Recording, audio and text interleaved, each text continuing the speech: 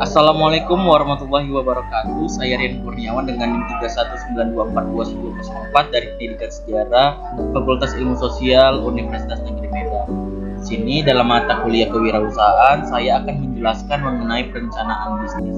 Yang mana perencanaan bisnis sendiri merupakan dokumen tertulis yang menggambarkan semua unsur yang relevan baik internal maupun eksternal mengenai perusahaan mulai pada waktu usaha. Jadi perencanaan sendiri kita merencanakan bagaimana bisnis kita ke depannya, bagaimana apa-apa saja yang akan kita lalui dalam menjalankan bisnis yang akan kita tempuh ataupun kita buat. Selanjutnya ada manfaat perencanaan bisnis, yaitu yang pertama, tujuan bisnis menjadi lebih jelas. Dengan adanya perencanaan kita akan mengetahui tujuan dari bisnis yang kita lakukan itu apa gitu. Yang kedua, membantu mengembangkan ide bisnis. Dari adanya perencanaan tentu saja kita akan dapat ide-ide baru untuk mengembangkan bisnis yang kita buat. Nah, seperti dengan kegiatan inovasi dan improvisasi dalam produk ataupun bisnis yang kita buat.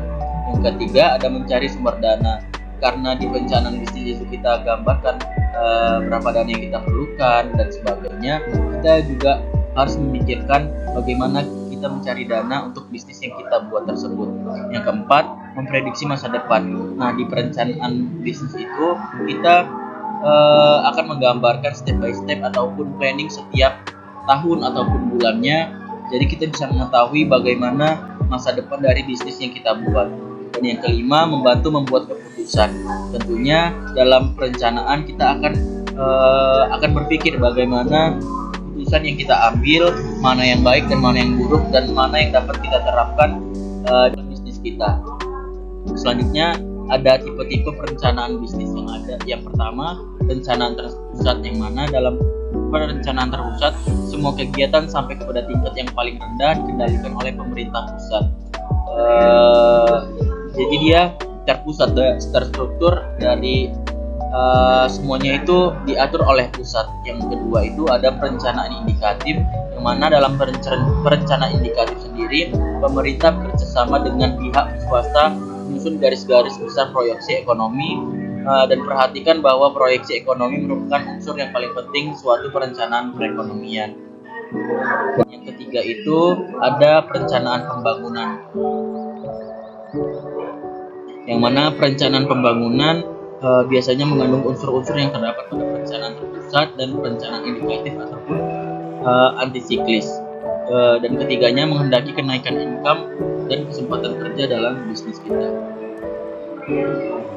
Selanjutnya ada prinsip-prinsip perencanaan bisnis,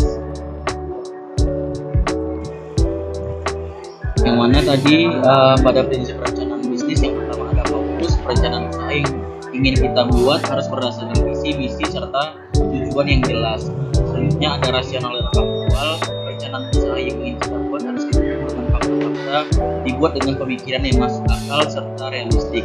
Selanjutnya ada berkesinambungan dan estimasi.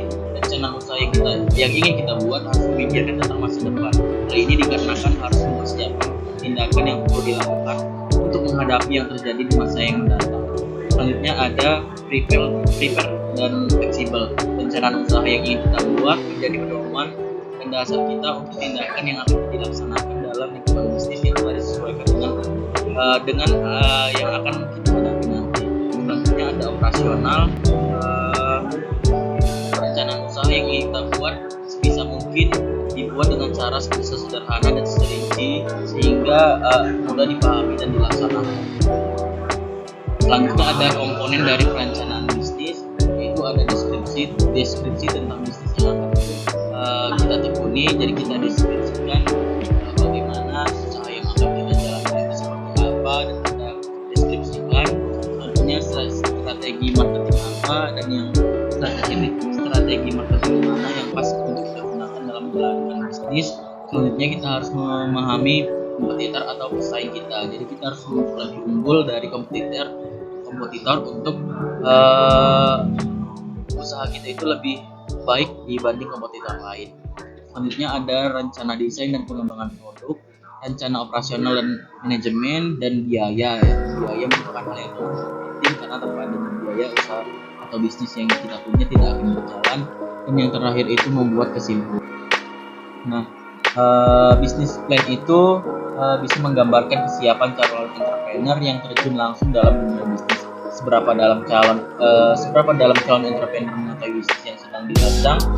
Hal ini terlihat dari seberapa kompleks dan rinci bisnis plan yang disusun oleh calon investor atau lembaga keuangan pemberi kredit akan melihat kesiapan calon entrepreneur dari bisnis plan yang mereka susun. Bisnis plan akan memperlihatkan apakah bisnis yang sedang direncanakan tersebut realistik atau tidak untuk dijalankan. Jadi begitulah teman-teman.